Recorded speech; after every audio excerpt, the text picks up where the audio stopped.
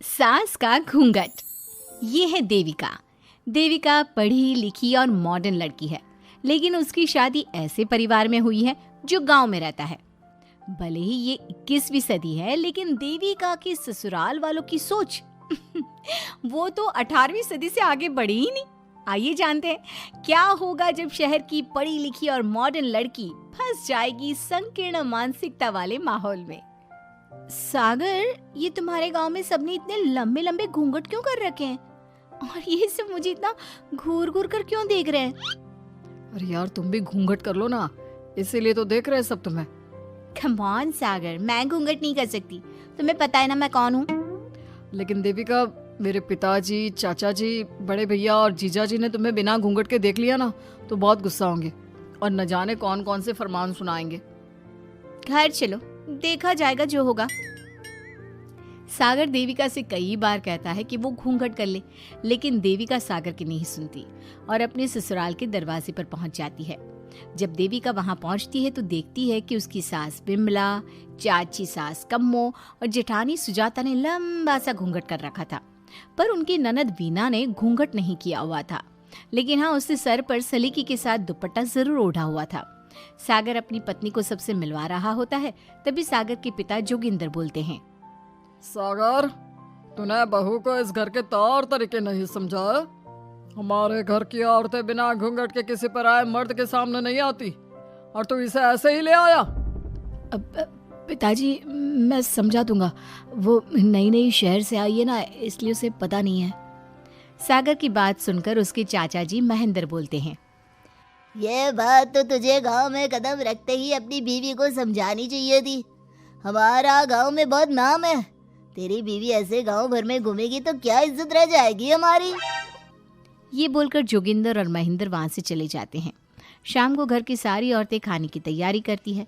खाना तैयार हो जाता है, लेकिन घर की कोई भी औरत खाना नहीं खाती। बहुत रात हो जाती है, तब देविका कहती है, सासू माँ, खाना बने हुए तो देर हो गई, रात भी बहुत हो गई है, हम लोग खाना क्यों नहीं खा रहे हैं? अरे बहू, ये क्या बोल रही हो?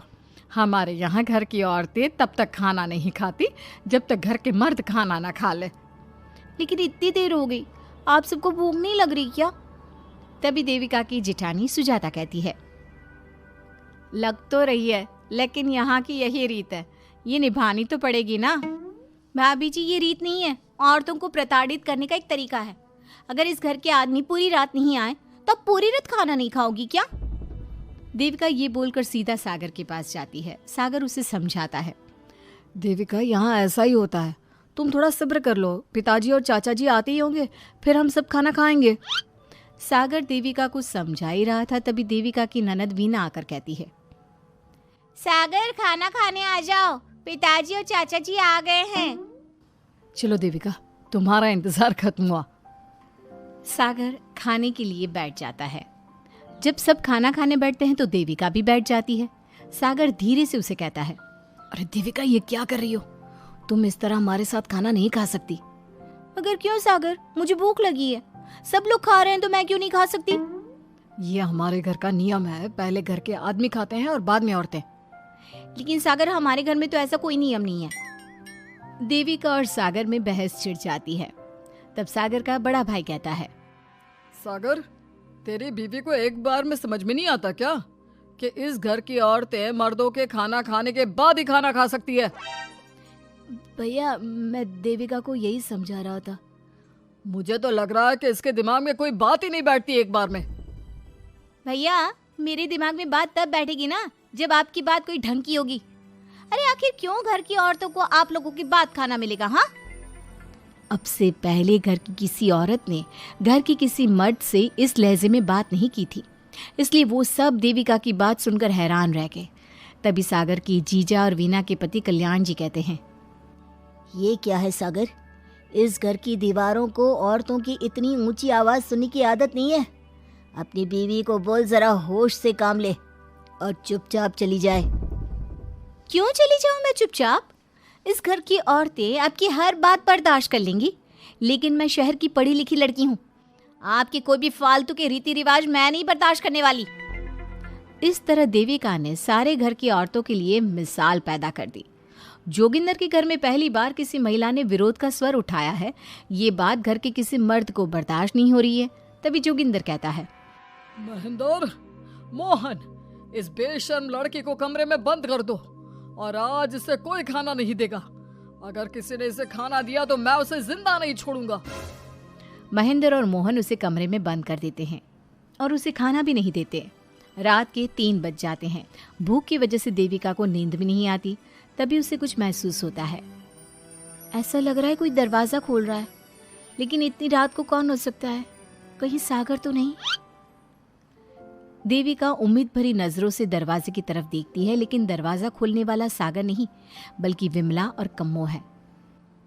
माँ जी, चाची जी, आप दोनों? बहू, ये ले, हम तेरे लिए खाना लाए हैं, खा ले। और ये बात ना तो किसी को बताना मत कि हमने तुझे खाना दिया है, नहीं तो हमारे मर्द मार मार कर हमारा बुरा हाल कर देंगे। माँ जी, आप यहाँ इतना घुट घुट कर क्यों रहती हो?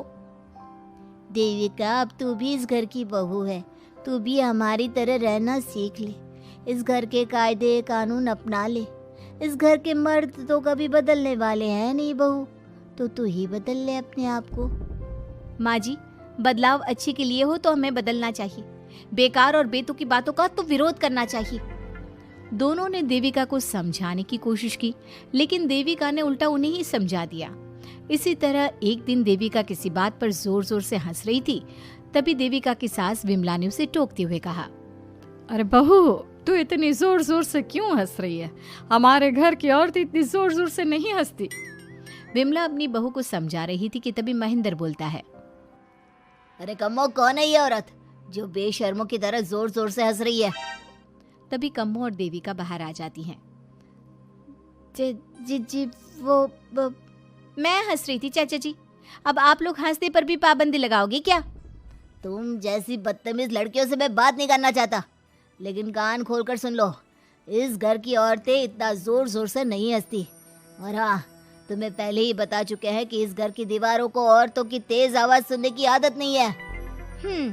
इस घर की दीवारों को आदमियों की ऊंची आवाज सुनने की आदत है, लेकिन औरतों की नहीं। चाचा जी, आपके घर की दीवारें तो बहुत दोगली है। हर पाबंदी औरतों के लिए क्यों चाचा जी? औरतें ये नहीं कर सकती, औरतें वो नहीं कर सकती। औरतें सांस ले सकती है या उस पर भी पाबंदी है? चुप हो जाना बहू, मत बोल और घूंघट कर ले। ये तेरे चाचा ससुर है, थोड़ा तो लिहाज कर। कम्मो के समझाने पर भी देविका चुप नहीं होती। वो महेंद्र से ऐसे ऐसे सवाल पूछती है जिनका जवाब उसके पास होता ही नहीं। महेंद्र गुस्से से सागर को आवाज देता है। महेंद्र की आवाज सुनकर घर के सभी आदमी बाहर आ जाते हैं। जी चाचा जी, आपने बुलाया? अपनी मुंह जोर बीवी को यहाँ से ले जाने तो कुछ अनर्थ हो जाएगा। क्या हुआ चाचा जी? तेरी बीवी जिस तरह से मुझसे बात कर रही है, छोटे बड़े की तमीज नहीं है इसे। कम से कम 7 दिन तक ये कमरे से बाहर नहीं निकलनी चाहिए। अगर इसे मैंने कमरे से बाहर देख लिया तो किसी की खैर नहीं, समझे? पर मैंने कुछ गलत नहीं बोला। सागर, जो सच है मैंने वही कहा है। देविका, चलो मेरे साथ। लेकिन सागर, मेरी बात तो सुनो। सागर देविका को वहां से ले जाता है। इसी तरह से कई दिन बीत गए। अब देविका अपने ससुराल में हर गलत बात का विरोध करने लगी, लेकिन जितना ज्यादा वो विरोध करती, उसके ससुराल वाले उस पर उतना ही ज्यादा अत्याचार करते। अब देखना यह है कि देविका अपने ससुराल वालों के अत्याचार को यूं ही सहती रहेगी। क्या उसके ससुराल में घूंघट में औरतों का दम इसी तरह घुटता रहेगा? अगर आप इन सवालों के जवाब जानना चाहते हैं ना, तो हमें कमेंट करके ज़रूर बताइएगा। और हमारी स्टोरी को लाइक, शेयर और चैनल को सब्सक्राइब करना ना भूलें।